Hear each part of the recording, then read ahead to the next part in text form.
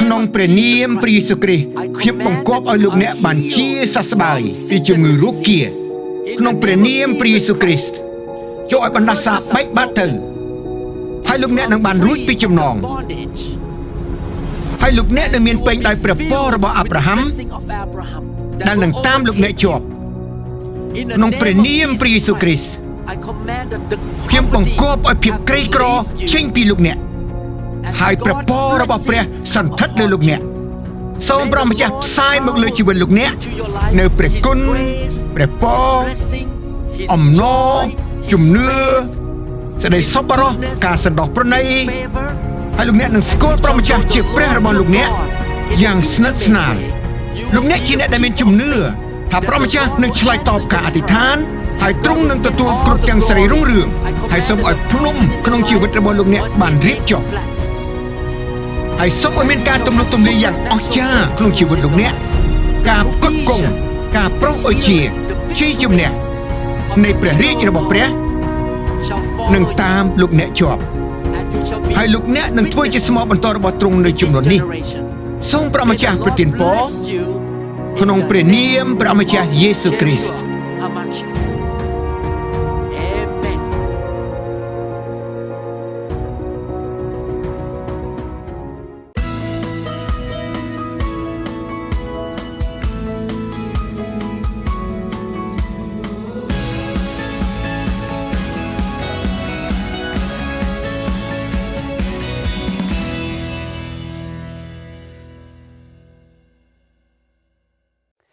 សូមព្រះម្ចាស់ប្រទានពរខ្ញុំរីករាយដែលលោកអ្នកស្រេកឃ្លានចង់បានការរបស់ព្រះហើយលោកអ្នកក៏ស្រេកឃ្លានចង់បានជីវិតដែលមកពីឋានសួគ៌ថ្ងៃនេះខ្ញុំចង់បង្រៀនលោកអ្នកឡើងវិញនៅមេរៀនក្នុងឈុតឈ្មោះការសង់គ្រឹះដ៏រឹងមាំសម្រាប់ជីវិតជាគ្រីស្ទបរិស័ទនេះជាមេរៀនទី10ខ្ញុំចង់និយាយអំពីតម្រាសម្រាប់ជីវិតជាគ្រីស្ទបរិស័ទរបស់យើងសូមយើងអធិដ្ឋានព្រះបិតាយើងខ្ញុំអរព្រះគុណទ្រង់ណាស់ដែលទ្រង់មានបន្ទូលមកកាន់យើងខ្ញុំដោយព្រះវិញ្ញាណបរិសុទ្ធទ្រង់យើងខ្ញុំជាពួកសិស្សយើងខ្ញុំជាពួកសិស្សយើងខ្ញុំជាកូនយើងជាជាមទ្រង់ហើយយើងចង់ទទួលអាហារខាងវិញ្ញាណពីទ្រង់យើងចង់លូតលាស់យើងចង់អភិវឌ្ឍយើងចង់ចម្រើនឡើងប្រងើយើងខ្ញុំមិនចង់នៅដដែលសូមបញ្ចុកយើងនៅថ្ងៃនេះដោយព្រះបន្ទូលទ្រង់ហើយយើងទទួលយកដោយជំនឿយើងខ្ញុំចង់ធ្វើជាអ្នកប្រព្រឹត្តតាមព្រះបន្ទូលយើងខ្ញុំអរព្រះគុណក្នុងព្រះនាមដ៏អស្ចារ្យយេស៊ូវគ្រីស្ទអាមែនថ្ងៃនេះខ្ញុំចង់និយាយអំពីតម្រាជីវិតគ្រីស្ទបរិស័ទហើយនោះគឺព្រះគម្ពីរបរិសុទ្ធក្នុងនាមជាអ្នកជឿយើងមានសៀវភៅមួយដែលយើងអានហើយសៀវភៅនោះយើងហៅថា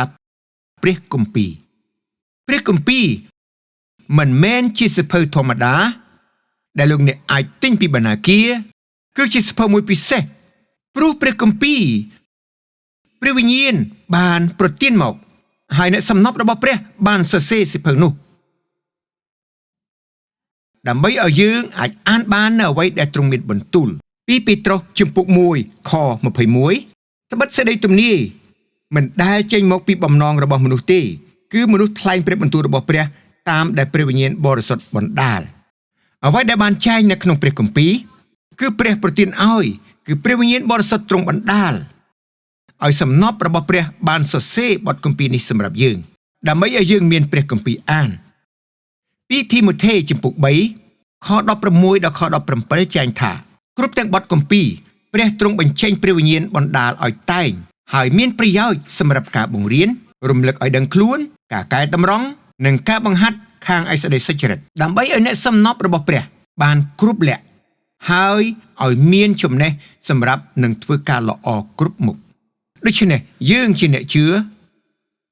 យើងជឿថាព្រះគម្ពីរជាសៀវភៅមួយពិសេសព្រោះអ្វីដែលបានចែងក្នុងព្រះគម្ពីរគឺព្រះវិញ្ញាណនៃព្រះដ៏មានបរិញ្ញរស់បានប្រទានមកដូច្នេះហើយព្រះគម្ពីរសំខាន់ណាស់ដល់ជីវិតយើងគឺជាការបើកសម្ដែងពីឋានសួគ៌ដើម្បីបង្ហាញដល់យើងនៅផាតីព្រះបង្ហាញយើងថាព្រះជានរណាហើយនឹងសេចក្តីសន្យារបស់ព្រះផងដែរដោយសារព្រះគម្ពីរជាព្រះបន្ទូលរបស់ព្រះ ដោយហេតុនេះហើយបានជាយើងចុះចូលសិទ្ធិអំណាចរបស់ព្រះគម្ពីរព្រោះមានសិទ្ធិអំណាចខ្ពស់បំផុតខ្ពស់ជាងសិទ្ធិអំណាចរបស់អ្នកណាទាំងអស់ឬគំនិតយោបល់របស់មនុស្សណាទាំងអស់បើការចែកចាយឬគំនិតយោបល់របស់ខ្ញុំការបង្រៀនឬអ្វីៗដែលខ្ញុំនិយាយផ្ទុយនឹងព្រះគម្ពីរលោកអ្នកមិនត្រូវជឿខ្ញុំទេព្រោះខ្ញុំត្រូវដាក់ខ្លួនខ្ញុំចុះចូលក្រោមសិទ្ធិអំណាចនៃព្រះបន្ទូលព្រះជាអ្នកជឿយើងត្រូវស្គាល់ព្រះបន្ទូលព្រះហើយយើងប្រើព្រះបន្ទូលរបស់ព្រះជាស្តង់ដាររបស់យើងជាសៀវភៅសិក្សាជាតម្រារបស់យើងសម្រាប់ជីវិតហើយយើងអនុញ្ញាតឲ្យព្រះបន្ទូលព្រះក្នុងព្រះគម្ពីរមានឥទ្ធិពលដល់យើងបំផ្លាស់បំប្រែយើងដើម្បីឲ្យជីវិតរបស់យើងផ្លាស់ប្រែដើម្បីកែគំនិតយើងដែលមិនត្រឹមតែប៉ុណ្ណោះយើងរៀនគោលការណ៍ព្រះគម្ពីរហើយយើងអាចអនុវត្តគោលការណ៍ទាំងនោះ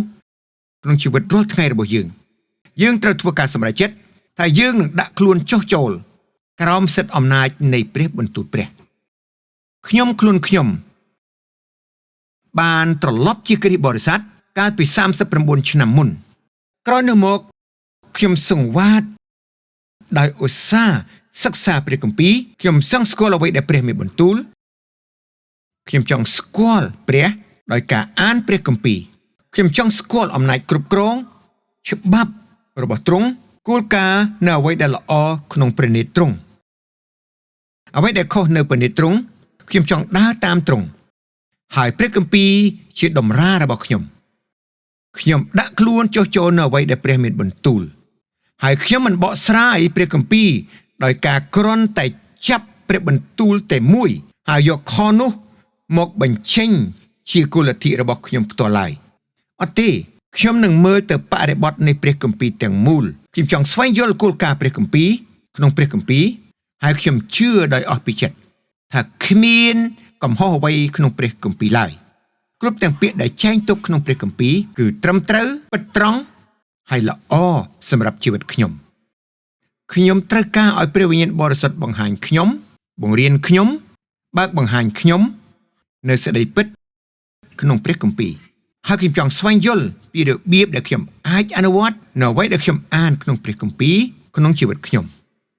ព្រះគម្ពីរសំខាន់ណាស់ចំពោះអ្នកជឿគ្រប់រូបដោយហេតុនេះហើយបានជាខ្ញុំគោរពហើយលើកដំកើងព្រះបន្ទូលព្រះខ្ញុំចង់ប្រាប់លោកអ្នកថាព្រះគម្ពីរសំខាន់ខ្លាំងណាស់យើងគួរអានព្រះគម្ពីរយើងគួរសិក្សាព្រះគម្ពីរយើងគួរតែចងចាំព្រះបន្ទូលព្រះយើងគួរតែទទួលព្រះបន្ទូលព្រះអង្គដាក់នៅក្នុងចិត្តរបស់យើងដោយជំនឿចុះចូលចំពោះព្រះបន្ទូលព្រះម៉ាថាយចំពោះ4ខ4ប៉ុន្តែព្រះអង្គមានព្រះបន្ទូលហើយតបថាមានសេចក្តីចែងទុកមកដូចនេះមនុស្សមិនមែនរស់ដោយសារតែនំប៉័ងប៉ុណ្ណោះទេគឺរស់ដោយសារគ្រប់ទាំងព្រះបន្ទូលដែលចេញពីព្រះឱស្ថរបស់ព្រះមកដែរព្រះគម្ពីរចែងយ៉ាងច្បាស់ចេញពីព្រះឱស្ថរបស់ព្រះម្ចាស់យេស៊ូវគ្រីស្ទដែលជាព្រះម្ចាស់និងជាព្រះសង្គ្រោះរបស់យើងថាមនុស្សមិនមែនរស់នៅដោយសារតែនំប៉័ងប៉ុណ្ណោះទេយើងមិនរស់ដោយសារតែភីហ្សាដោយស្តេកដោយនំប៉័ងដោយបាយប៉ុណ្ណោះទេយើងត្រូវការព្រះបន្ទូលរបស់ព្រះជាអាហារខាងវិញ្ញាណរបស់យើងក្នុងភាពជាមនុស្សយើងមាន3ផ្នែកក្នុងជីវិតយើងរូបកាយរបស់យើងដែលត្រូវការអាហារខាងរូបសាច់សម្រាកហាត់ប្រាណយើងក៏មានផ្នែកទី2ផងដែរដែលហៅថាព្រលឹងឬគំនិតអារម្មណ៍ការសម្រេចចិត្តការយល់ដឹងគំនិតរបស់យើងត្រូវកែជាថ្មីដោយព្រះបន្ទូលព្រះព្រោះពេលដែលយើងធំឡើងយើងទទួលនៅឥទ្ធិពលនៃការរបស់លោកីគំនិតនៃប្រព័ន្ធលោកីគំនិតដែលចេញពីទូរទស្សន៍សារព័ត៌មានសិភៅដែលមនុស្សសរសេរចឹងហើយបានជាគំនិតរបស់យើងត្រូវតែបញ្ចុកដោយព្រះបន្ទូលព្រះដើម្បីកែនៅអ្វីដែលយើងគិតឲ្យយើងមានការយល់ដឹងត្រឹមត្រូវនិងការបើកសម្ដែងពីព្រះមិនតែប៉ុណ្ណោះទេគ្រប់មនុស្សទាំងអស់សុទ្ធតែមានផ្នែកទី3នោះគឺវិញ្ញាណនៅខាងក្នុងវិញ្ញាណត្រូវការបញ្ចុកហើយអាហារសម្រាប់វិញ្ញាណរបស់យើងគឺព្រះគម្ពីរ ដូចជារូបកាយសាច់ឈាមរបស់យើងมันអាចដំណើរការដោយខ្វះសារជាតិចិញ្ចឹមវីតាមីនកាល់ស្យូមសារជាតិរ៉ែនិងកាបូហៃដ្រេតប្រូតេអ៊ីននិងសារជាតិដ៏សំខាន់ទាំងអស់នេះដូចគ្នាដែរវិញ្ញាណរបស់យើងត្រូវទទួលការចិញ្ចឹមត្រូវការស្អាងឡើងហើយចម្រើនកម្លាំងឡើងដោយអាហារខាងវិញ្ញាណនោះគឺព្រះបន្ទូលព្រះហេតុនោះពួកអ្នកជឿ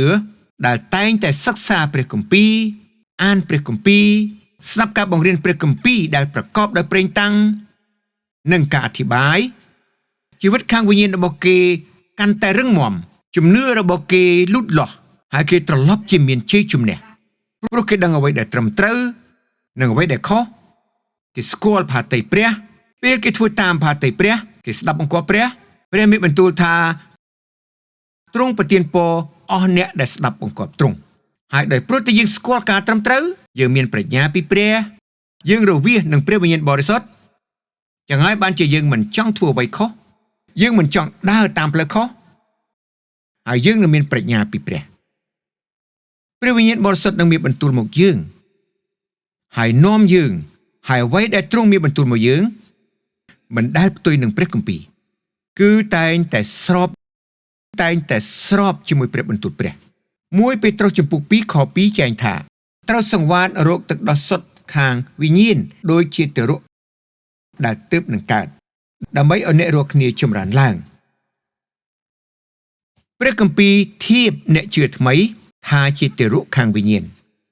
ហើយទារកប្រកាសហើយត្រូវការព្រះបន្ទូលព្រះត្រូវការទឹកដោះតែយើងអធិដ្ឋានសូមកុំឲ្យយើងនៅតែជាទារករហូតនោះឡើយយើងទទួលព្រះបន្ទូលព្រះយើងនឹងលូតលាស់ហើយកាន់តែរឹងមាំកាន់តែមានភាពពេញវ័យក្នុងព្រះគ្រីស្ទព្រះបន្ទូលរបស់ព្រះសំខាន់ខ្លាំងណាស់ជាអាហារខាងវិញ្ញាណរបស់យើងមិនត្រឹមតែប៉ុណ្្នឹងទេព្រះគម្ពីរចែងថាព្រះបន្ទូលរបស់ព្រះប្រៀបដូចជាឱសថក្នុងគម្ពីរសុភាសិតជំពូក4ពីខ20ដល់ខ22កូនអើយចូលប្រុងស្ដាប់អស់ទាំងពាក្យរបស់យើងហើយផ្ទៀងត្រជាក់ស្ដាប់សេចក្តីដែលយើងពោលទាំងអំបាលមានកុំឲ្យស្ដីទាំងនោះឃ្លាតបាត់ពីភ្នែកឯងឡើយត្រូវរក្សាទុកនៅកណ្ដាលដួងចិត្តឯងវិញត្បិតស្ដីទាំងនោះជាជីវិតដល់អស់អ្នកដែលស្វែងរកបានក៏ជាស្ដីសុខស្រួលដល់ខ្លួនប្រាណទាំងមូលផងលោកអ្នកឃើញទេព្រះគម្ពីរជាព្រះបន្ទូលដែលចេញពីព្រះអស់ព្រះជាជីវិតដល់យើងប្រទានជីវិតគឺដូចជាឱសថដែលលើកស្ទួយសុខភាពក្នុងជីវិតយើងខ្ញុំសម្គាល់ឃើញថាខ្ញុំមានកម្លាំងដ៏អស្ចារ្យពេលខ្លះខ្ញុំមានពេលដេកតែ 4-5 ម៉ោងប៉ុណ្ណោះក្នុងមួយយប់តែក្នុងខ្ញុំនៅតែមានកម្លាំងខ្ញុំមានជីវិតក្នុងខ្ញុំហើយខ្ញុំមានសុខភាពល្អនៅបណ្ដាឆ្នាំទាំងនេះព្រោះខ្ញុំនៅជាប់ក្នុងព្រះបន្ទូលរបស់ព្រះរាល់ថ្ងៃខ្ញុំសិក្សាព្រះគម្ពីររាល់ថ្ងៃខ្ញុំសញ្ជឹងគិតព្រះបន្ទូលខ្ញុំពិចារណាព្រះបន្ទូលពេលណាខ្ញុំប្រឈមនឹងស្ថានភាពណាមួយភ្លាមនោះខ្ញុំសួរព្រះវិញ្ញាណបរិសុទ្ធឲ្យទ្រង់បង្ហាញខ្ញុំថាតើបទគម្ពីរណាដែលខ្ញុំអនុវត្តក្នុងស្ថានភាពនេះខ្ញុំតែងតែភ្ជាប់នឹងព្រះបន្ទូលព្រះហើយចង់ដឹងនៅអ្វីដែលព្រះបន្ទូលព្រះអង្គចែងក្នុងគ្រប់ស្ថានភាពនីមួយៗថាខ្ញុំគួរធ្វើយ៉ាងណាខ្ញុំមិនពឹងផ្អែកលើភាពឆ្លាតរបស់ខ្ញុំបញ្ញារបស់ខ្ញុំការសម្រេចចិត្តផ្ទាល់របស់ខ្ញុំគឺខ្ញុំតែងតែស្ដាប់ព្រះហើយខ្ញុំចង់ដឹងនៅអ្វីដែលព្រះបន្ទូលរបស់ព្រះចែងទោះជាពេលខ្លះខ្ញុំធ្វើតាមព្រះបន្ទូលព្រះដែលពិតជាទាស់នឹងសាច់ឈាមខ្ញុំក៏ដោយឬគំនិតជាមនុស្សរបស់ខ្ញុំក៏ដោយតែខ្ញុំនៅតែចុះចូលចំពោះព្រះបន្ទូលព្រះខ្ញុំទទួលព្រះបន្ទូលព្រះជាអាហារខាងវិញ្ញាណហើយក៏ត្រឡប់ជាជីវិតសុខភាពហើយកម្លាំងក្នុងជីវិតរបស់ខ្ញុំផងដែរព្រះបន្ទូលព្រះពិតជាចិញ្ចឹមខ្ញុំឲ្យខ្ញុំរឹងមាំព្រះបន្ទូលព្រះបង្ហាញទិសដៅក្នុងជីវិតយើងដែលមិនត្រឹមតែជាអាហារខាងវិញ្ញាណដល់យើងទេតែជាពន្លឺនិងជាចង្គៀងនៅទំនុកដំកើង119ខ105ព្រះបន្ទូលនៃទ្រង់ជាចង្គៀងដល់ជើងទូលបង្គំហើយជាពន្លឺបំភ្លឺផ្លូវរបស់ទូលបង្គំពេលលោកអ្នកសិក្សាព្រះបន្ទូលពេលលោកអ្នកស្គាល់ព្រះបន្ទូលលោកអ្នកនឹងស្គាល់ផាតីព្រះផ្លូវរបស់ព្រះទិសដៅដែលព្រះប្រាប់លោកអ្នកពីការដែលត្រូវធ្វើ ព្រះបន្ទូលរបស់ព្រះប្រាប់យើងគ្រប់ការទាំងអស់អំពីជីវិត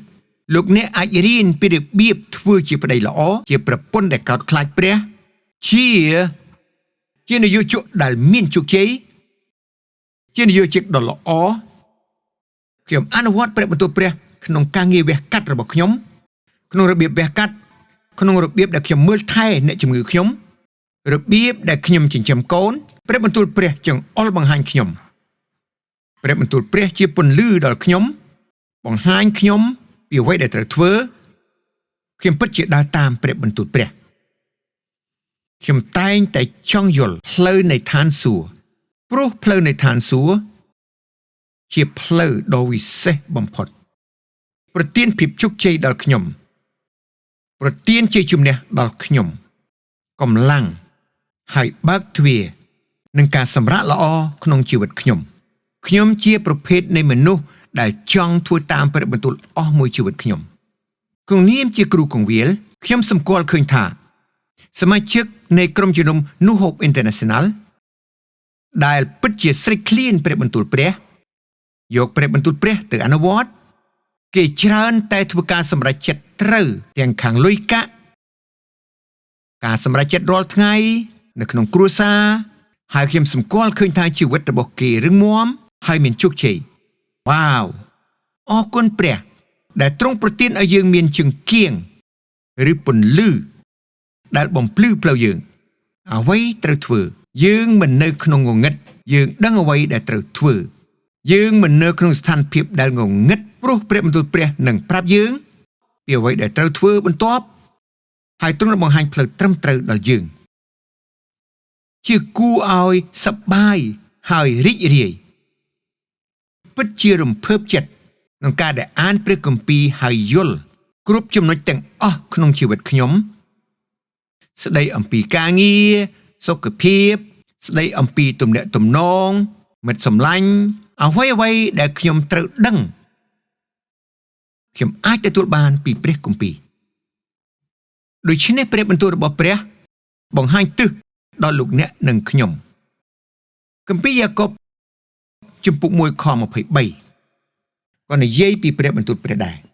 ត្បិតបើអ្នកណាស្ដាប់ព្រះបន្ទូលហើយតែមិនប្រព្រឹត្តតាមអ្នកនោះធៀបដូចជាមនុស្សដែលឆ្លុះមុខក្នុងកញ្ចក់ខ 24អ្នកនោះគ្រាន់តែឆ្លុះមើលរួចចេញបាត់ទៅទាំងភ្លេចពីរូបភាពរបស់ខ្លួនជាយ៉ាងណាភ្លាមព្រះគម្ពីរធៀបព្រះបន្ទូលរបស់ព្រះទៅនឹងកញ្ចក់ពេលលោកអ្នកអានព្រះបន្ទូលព្រះលោកអ្នកឃើញខ្លួនឯងចំណុចខ្សោយចំណុចខ្លាំងនិស្ស័យបាបរបស់លោកអ្នកការប្រព្រឹត្តខុសគឺនឹងជួយលោកអ្នកឲ្យឃើញនៅអ្វីដែលកំពុងកើតឡើងក្នុងអេរីយ៉ាបថក្នុងបំណងចិត្តក្នុងដំណើររស់នៅក្នុងសកម្មភាពគឺដូចជាកញ្ចក់ជួយលោកអ្នកឲ្យឃើញទិសដែលលោកអ្នកគួរទៅខ្ញុំស្រឡាញ់ព្រះបន្ទូលព្រះជាច្រើនដងពេលដែលខ្ញុំអានព្រះបន្ទូលព្រះឬស្ដាប់សេចក្តីអធិប្បាយល្អខ្ញុំប្រែចិត្តហើយខ្ញុំថាព្រះអើយវ៉ាវផ្នែកនោះខ្ញុំនៅមានភាពខ្សោយហើយខ្ញុំត្រូវផ្លាស់ប្រែខ្ញុំត្រូវការព្រះគុណទ្រង់ដើម្បីឲ្យខ្ញុំកាន់តែរឹងមាំឬឲ្យបានជាមនុស្សល្អនៅក្នុងទិសដៅនោះអាចជាទំនាក់ទំនងជាមួយប្រពន្ធខ្ញុំត្រូវកែតម្រូវកែលម្អពីរបៀបដែលខ្ញុំជាប់ទាក់ទិននឹងស្ថានភាពក្នុងជីវិតព្រះបន្ទូលរបស់ព្រះបង្ហាញខ្ញុំអ្វីដែលខ្ញុំត្រូវធ្វើព្រះបន្ទូលរបស់ព្រះល្អណាស់ជួយខ្ញុំឲ្យយល់ពីខ្លួនខ្ញុំរួចហើយខ្ញុំអាចប្រែចិត្តហើយខ្ញុំអាចសូមឲ្យព្រះប្រទានប្រជាស្ដានិងព្រះគុណនឹងការសន្តោសដើម្បីផ្លាស់ប្រែកែតម្រូវដើម្បីឲ្យខ្ញុំធ្វើការត្រូវក្នុងជីវិតខ្ញុំចង់លើកទឹកចិត្តលោកអ្នកពេលលោកអ្នកអានព្រះបន្ទូលសូមកុំគ្រាន់តែអានឲ្យគ្រាន់តែដឹងប៉ុណ្ណោះឡើយកុំគ្រាន់តែអានដើម្បីបំពេញគំនិតឬក៏ជាសៀវភៅប្រវត្តិសាស្ត្រប៉ុណ្ណោះឡើយទេតែសូមអានជាការបើកសម្ដែងសូមឲ្យព្រះវិញ្ញាណបរិសុទ្ធបំភ្លឺលើលោកអ្នកពីអ្វីដែលកំពុងកើតឡើងអ្វីដែលត្រូវផ្លាស់ប្រែអ្វីដែលត្រូវកែតម្រូវអ្វីដែលត្រូវប្រែចិត្តហើយលោកអ្នកធ្វើការសម្រេចចិត្តទទួលសេចក្តីពិតពីព្រះបន្ទូលហើយប្រកាសថា ខ្ញុំនឹងចេញទៅហើយធ្វើតាមខ្ញុំនឹងមិនភ្លេចពីការនេះខ្ញុំនឹងសញ្ជឹងគិតពីការនេះព្រះបន្ទូលរបស់ព្រះប្រៀបដូចជាកញ្ចក់ពីធីម៉ូថេជំពូក3ខ16ដល់ខ17គ្រប់ទាំងព្រះគម្ពីរព្រះទ្រង់បញ្ចេញព្រះវិញ្ញាណបណ្ដាលឲ្យតែងហើយមានប្រយោជន៍សម្រាប់ការបង្រៀនការរំលឹកឲ្យដឹងខ្លួនការកែតម្រង់និងការបង្ហាត់ខាងឯស្ដីសុចរិតដើម្បីឲ្យអ្នកសំណប់របស់ព្រះបានគ្រប់លក្ខហើយមានចំណេះសម្រាប់ធ្វើការល្អគ្រប់ជំពូកព្រះបន្ទូលព្រះជាអាហារខាងវិញ្ញាណព្រះបន្ទូលព្រះប្រៀបដូចជាពន្លឺនៃចង្កៀងបំភ្លឺគោលដៅព្រះបន្ទូលព្រះប្រៀបដូចជាកញ្ចក់ទី4ព្រះបន្ទូលរបស់ព្រះសំខាន់ណាស់ដើម្បីរៀបចំជីវិតយើងដើម្បីក្រវ៉ាត់យើងចម្រើនកម្លាំងយើងដើម្បីឲ្យយើងអាចរឹងមាំបានសុចរិតកោតខ្លាចព្រះមានភាពពេញវ័យដើម្បីឲ្យយើងប្រុងប្រៀបជាស្រេចនឹងធ្វើការល្អគ្រប់មុខសម្រាប់ព្រះរាជរបស់ព្រះត្រាស់ហៅយើងឲ្យធ្វើជាពន្លឺនិងអំបិលនៅក្នុងពិភពលោកនេះទ្រង់ត្រាស់ហៅយើងឲ្យធ្វើជាទូតរបស់ទ្រង់លើផែនដីព្រះត្រាស់ហៅយើងឲ្យធ្វើជាតំណាងព្រះអង្គដោយព្រោះព្រះទ្រង់សុចរិតហើយបរិសុទ្ធយើងចង់ធ្វើជាមនុស្សដែលមានប្រភេទត្រឹមត្រូវជាតំណាងទ្រង់យើងបើកឲ្យព្រះបន្ទូលព្រះសម្អាតយើងកែយើងជាថ្មីផ្លាស់ប្រែយើងដើម្បីឲ្យយើងបានសុចរិតដូចទ្រង់ព្រះចង់ឲ្យយើង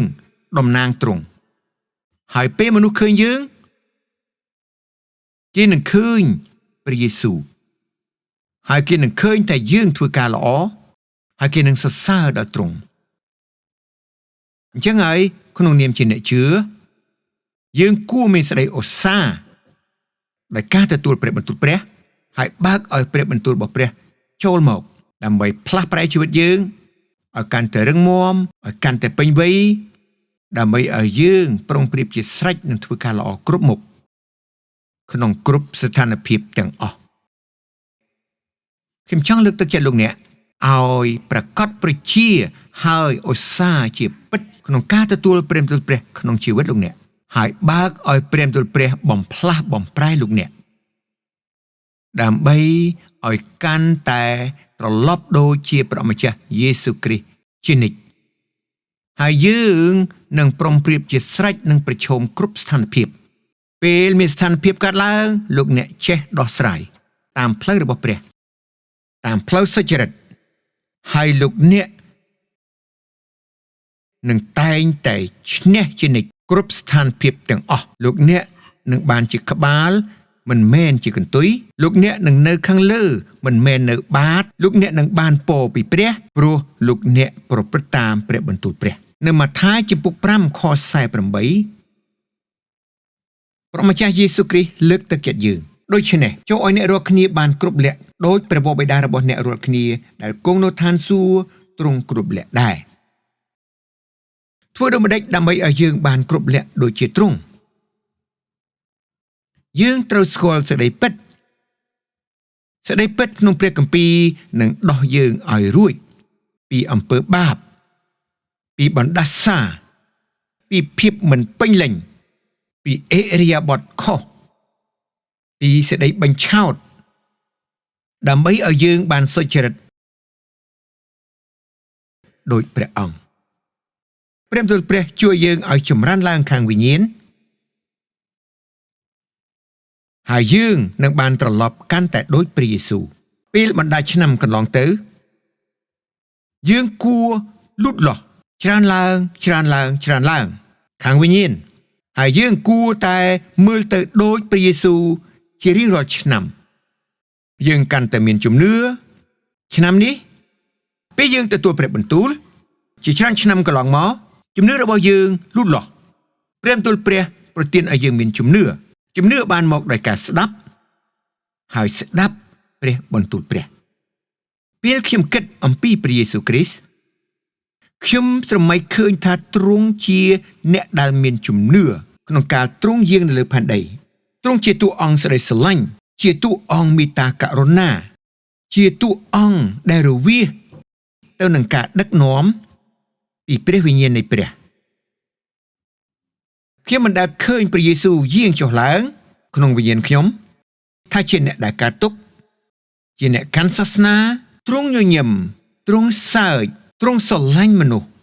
ពេលទ្រង់បណ្ដេញអារក្សទ្រង់មិនបាច់ស្រែកទ្រង់គ្រាន់តែថាចេញឥឡូវនេះភ្លាមទ្រង់ញញឹមហើយអារក្សត្រូវតែចេញអារក្សហើយនឹងពួកវិញ្ញាណអាក្រក់ត្រូវតែចេញព្រោះទ្រង់ជាអង្គនៃជំនឿ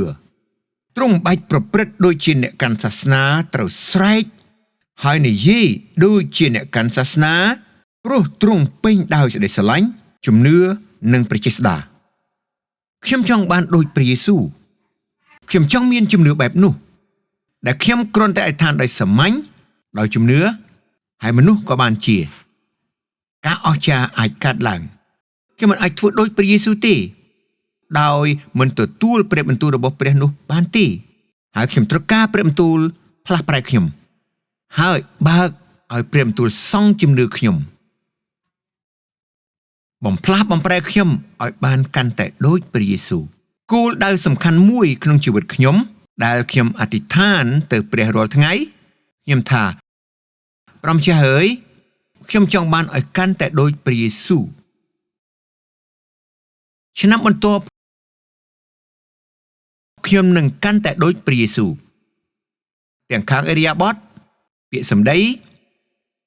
ខ្ញុំកាន់តែមានប្រេងតាំងកាន់តែមានសេចក្តីស្រឡាញ់ជំនឿខ្ញុំកាន់តែចង់ឲ្យដូចព្រះយេស៊ូវមុននឹងខ្ញុំលាចាកលោកនេះ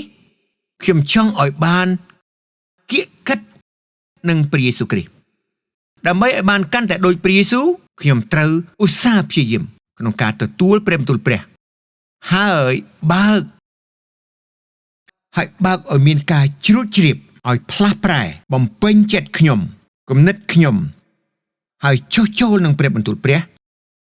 ហើយទទួលការផ្លាស់ប្រែពីព្រះបន្ទូលខ្ញុំចង់លើកទឹកចិត្តលោកអ្នកពីឥឡូវទៅសូមធ្វើជាសិស្សរបស់ព្រះយេស៊ូវដែលស្រឡាញ់ព្រះបន្ទូលហើយមើលទៅព្រះបន្ទូលព្រះថាជាអាហារខាងវិញ្ញាណលោកអ្នកថាជាផ្នែកដ៏សំខាន់ក្នុងជីវិតលោកអ្នកចូលអានព្រះគម្ពីរជានិច្ចចំណាយពេលជាមួយព្រះលុតដំខ្លួននិងស្ដាប់សេចក្តីបង្រៀនល្អសេចក្តីអធិប្បាយសេចក្តីបង្រៀនដ៏ល្អដែលមានប្រេងតាំងខ្ញុំអរគុណព្រះសម្រាប់បច្ចេកវិទ្យាសប្តាហ៍ថ្ងៃដែលយើងអាចស្ដាប់ព្រះបន្ទូលរបស់ព្រះបាននេះជាហេតុដែលខ្ញុំផលិតសេចក្តីបង្រៀនតាមឈុតជាច្រើនហើយឈុតនីមួយៗខ្ញុំបង្រៀនយ៉ាងល្អិតល្អន់ដើម្បីឲ្យប្រជារាស្ត្ររបស់ព្រះអាចរៀនប្រធានបទនីមួយៗឲ្យស៊ីជម្រៅឲ្យល្អិតល្អន់ហើយទទួលដាក់នៅក្នុងចិត្តដើម្បីឲ្យព្រះបន្ទូលព្រះអាចផ្លាស់ប្រែជីវិតជឿចុះបើលោកអ្នកប្រកបប្រជាក្នុងការទទួលព្រះបន្ទូលព្រះជីវិតរបស់លោកអ្នកនឹងកាន់តែខ្ពស់ឡើងខ្ពស់ឡើងខ្ពស់ឡើងលោកអ្នកនឹងបានដូចជាឥន្ទ្រីអាចហើរឡើងដោយខ្យល់របស់ព្រះគឺដោយព្រះវិញ្ញាណរបស់ព្រះហើយលោកអ្នកនឹងស្ថិតនៅខ្ពស់លើអស់ទាំងបញ្ហាក្នុងជីវិតលោកអ្នកនឹងបានជាគ្រីស្ទបរិស័ទដែលមានជោគជ័យខ្ញុំនឹងវិលមកវិញនៅភាគទី2នៃមេរៀននេះគឺតម្រានៃជីវិតគ្រីស្ទបរិស័ទនៅពេលក្រោយសូមស្ដាប់9មេរៀននៅក្នុងឈុតនេះឡើងវិញខ្ញុំបានបង្រៀន9មេរៀនដូចមកហើយនេះជាមេរៀនទី10សូមស្ដាប់មេរៀនទាំងអស់នោះខ្ញុំជឿថាឈុតបង្រៀននេះសំខាន់ណាស់សម្រាប់គ្រីស្ទបរិស័ទគ្រប់រូបព្រោះព្រះជាម្ចាស់ចង់ឲ្យលោកអ្នករឹងមាំមានគ្រឹះយ៉ាងល្អមាំដើម្បីឲ្យលោកអ្នកសង់ជីវិតខាងវិញ្ញាណតាមរបៀបត្រឹមត្រូវហើយរឹងមាំដែលព្រះទ្រង់ប្រើអរគុណច្រើនខ្ញុំសូមសួរសំណួរខ្លះដល់លោកអ្នកមុនពេលលោកអ្នកបញ្ចប់មេរៀននេះសំណួរទី1គឺដោយលោកអ្នកដឹងថាព្រះគម្ពីរមានសារៈសំខាន់ហើយចាំបាច់សម្រាប់ជីវិតលោកអ្នកតើលោកអ្នកនឹងធ្វើអ្វីជាមួយព្រះគម្ពីរសូមសរសេរឲ្យបានជាក់លាក់ថាពីឥឡូវទៅតើលោកអ្នកនឹងធ្វើអ្វីជាមួយព្រះបន្ទូលព្រះតើលោកអ្នកនឹងធ្វើអ្វី សំណួរទី2តើលោកអ្នកមានអេរីយ៉ាបថបែបណាចំពោះព្រះគម្ពីរតើអេរីយ៉ាបថប្រភេទណាដែលលោកអ្នកគួរសង់ក្រោយពីលោកអ្នកស្ដាប់សេចក្តីបង្រៀននេះហើយតើលោកអ្នកនឹងធ្វើយ៉ាងណាដើម្បីកែលម្អអេរីយ៉ាបថលោកអ្នកចំពោះព្រះបន្ទូលព្រះសូមសរសេរហើយឆ្លើយដល់ព្រះម្ចាស់គឺរវាងលោកអ្នកនិងព្រះខ្ញុំអធិដ្ឋានសូមឲ្យលោកអ្នកមានអេរីយ៉ាបថត្រឹមត្រូវចំពោះព្រះបន្ទូលព្រះហើយលោកអ្នកនឹងប្រកាសប្រជាឥឡូវនេះក្នុងការទទួលក្នុងការចិញ្ចឹមលោកអ្នកដោយព្រះបន្ទូលព្រះសូមព្រះម្ចាស់ប្រទានពរព្រះបិតាខ្ញុំអធិដ្ឋានសូមឲ្យព្រះបន្ទូលព្រះនឹងបានដូចជាឱសថដើម្បីព្យាបាលប្រជារាស្ត្រទ្រង់ដែលស្ដាប់សេចក្តីបង្រៀនឥឡូវនេះព្រះម្ចាស់អើយសូមប្រទានឲ្យគេមានចិត្តថ្មីជាចិត្តដែលឃ្លានហើយស្រេកចង់បានព្រះបន្ទូលនិងព្រះវិញ្ញាណរបស់ព្រះព្រះម្ចាស់អើយសូមជួយគេដោយព្រះគុណទ្រង់ដើម្បីឲ្យគេដាក់អត្ថិភាពរបស់គេត្រឹមត្រូវក្នុងការចំណាយពេលរបស់គេក្នុងជីវិតអ្វីដែលសំខាន់ដល់គេព្រះម្ចាស់អើយសូមកុំឲ្យគេបង្ខាតពេលវេលារបស់គេនៅលើផែនដីនេះតែសូមឲ្យគេចំណាយពេលទទួលព្រះបន្ទូលដោយធ្វើនៅអ្វីដែលត្រឹមត្រូវស្របតាមព្រះបន្ទូលហើយរស់នៅសម្រាប់ព្រះរាជរបស់ព្រះហើយគេនឹងទទួលព្រះពរជ័យជំនះនិងរង្វាន់ដែលមិនត្រឹមតែនៅផែនដីតែនឹងនៅអស់កលជានិច្ចសូមប្រទានពរហើយប្រោសគេចម្រើនកម្លាំងគេព្រះម្ចាស់ក្នុងព្រះនាមដ៏អស្ចារ្យគឺព្រះយេស៊ូវគ្រីស្ទអាមែនសូមព្រះប្រទានពរអរគុណច្រើនដែលចំណាយពេលជាមួយខ្ញុំនឹងជួបលោកអ្នកនៅសេចក្តីបង្រៀនលើកក្រោយខ្ញុំនិងអ្នកគ្រូដាសូមអរគុណលោកអ្នកជាខ្លាំងក្នុងការចំណាយពេលស្ដាប់សេចក្តីបង្រៀននេះហើយយើងជឿថាពេលលោកអ្នកស្វែងរកព្រះជាម្ចាស់ដោយសេចក្តីឧស្សាហ៍ចឹងហើយបានជាលោកអ្នកនៅជាមួយយើងនៅថ្ងៃនេះព្រះគម្ពីរចែកនៅក្នុងគម្ពីររ៉ូមជំពូក10ខ17ដូច្នេះជំនឿបានមកដោយការឮហើយដែលឮនោះដោយសារព្រះបន្ទូលព្រះហើយឲ្យជំនឿលោកអ្នកចម្រើនឡើងរាល់ឆ្នាំមែនយើងស្រឡាញ់លោកអ្នកហើយតែងតែអធិដ្ឋានឲ្យលោកអ្នកជានិច្ចដើម្បីឲ្យលោកអ្នកកាន់តែចម្រើនឡើងខាងជំនឿជារៀងរាល់ឆ្នាំគម្ពីរពេត្រុសចែងថាភាពពិតត្រង់នៃជំនឿលោកអ្នកមានតម្លៃវិសេសជាជាងមាសដែលតែងតែវិនិច្ឆ័យអរគុណណាស់ក្នុងការដែលចូលរួមជាមួយយើងនៅថ្ងៃនេះហើយសូមព្រះប្រទានពរលោកអ្នកនិងគ្រួសារលោកអ្នក